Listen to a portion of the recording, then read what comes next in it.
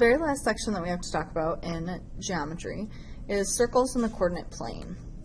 So by the end of this lesson, you should be able to write equations and graph circles in the coordinate plane, and then use those equations and graphs to solve some problems. So circles are based on the distance formula. So you have a center, and every point on your circle is the same distance away. So if we remember the distance formula, it's this big long thing right here. It's the difference between your two x values and you square it, and then add the difference of your two y values and square it, and then take the square root. So if we plug in what we know, the distance is our radius, so that's going there. And then our second point is the x and the y, and our first point is the h and the k. So this is what we're plugging in for x1, y1, and then we're plugging in this for x2 and this for y2. And we end up with this right here. And then we undo the square root thing. So we square both sides, and that's how we end up with our formula. So the equation of a circle that has its center at h and k and a radius of r is x minus h all squared plus y minus k all squared equals your radius squared. So when you see a problem, you can pick out your center and your radius. So before we do a problem where we put this into our equation, what if I gave you one like x minus 3 all squared plus y minus 6 all squared equals 36? When you look at this equation right here, you have the x part of your center is positive 3.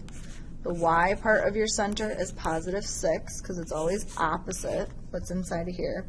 And then your radius was this number here squared, and it got us 36. So you have to take the square root of 36 to end up with your radius.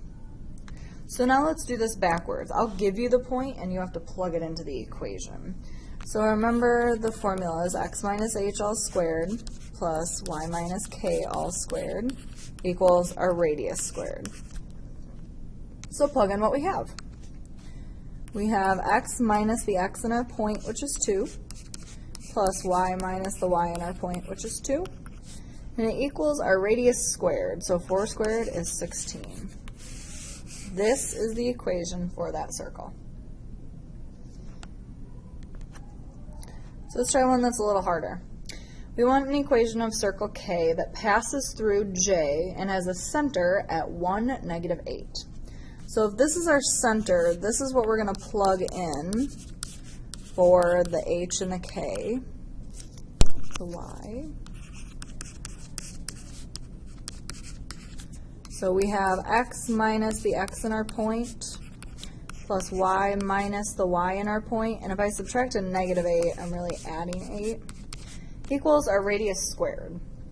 They don't tell us our radius, but the other information they tell us is that our circle passes through point J. So picture a circle K and then point J out here. This is our radius. So in order to find that, we need to find the distance between those 2 points. So we need to use the distance formula. And all the distance formula says is take your two x values, so 6 and 1, find the difference between them and square it, and add that to your two y values, 4 and negative 8, so 4 minus the negative 8 again, square it, and then take the square root. So 6 minus 1 is 5 that we're going to square, and 8 plus 4 is 12 that we're going to square, and this is 25 and 144. So if you add those up, you get 169. If you take the square root of that, it gives you a nice pretty 13. So we know that 13 is our radius. But before we go plugging this into our equation, remember that it's our radius squared. So the number we actually want is that 169 that we had before we took the square root. That's about as hard as the problems are going to get. The other thing we're going to do is graph them. So in graphing a circle, you really only need two things. You need to know where the center is, and then you need to know where the radius is. So the center of one like this, where it doesn't have plus or minus a number, is just at 0, 0. Because I could have easily written this as x plus 0 all squared plus y plus 0 all squared. We're just too lazy to do that, so we just write x squared plus y squared. So our center is at 0, 0. Now the other thing we need to know is our radius. And remember that this number here is always our radius squared. So if our radius squared equals 16, our radius is just 4. And then we're going to use the graph to help us. That means that I would go out 1, 2, 3, 4. It's got to go through this point. I would go up 4. It's got to go through this point. 4, 1, 2, 3, 4. I could find some more points, but because they're not on one of the axes, I can't go like diagonally and pick 4. That wouldn't make a circle. It would make a square. So then once you have these 4 points, all you need to do is draw yourself a rough sketch and try to make it as circle-y as possible. And there you go. That is the circle of x squared plus y squared equals 16.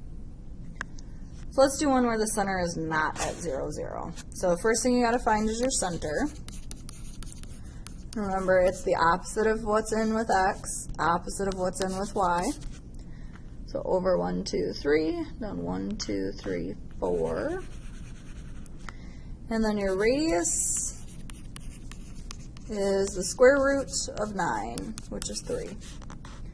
So that means when I'm drawing this, it's got to go through this point, this point, this point, and this point.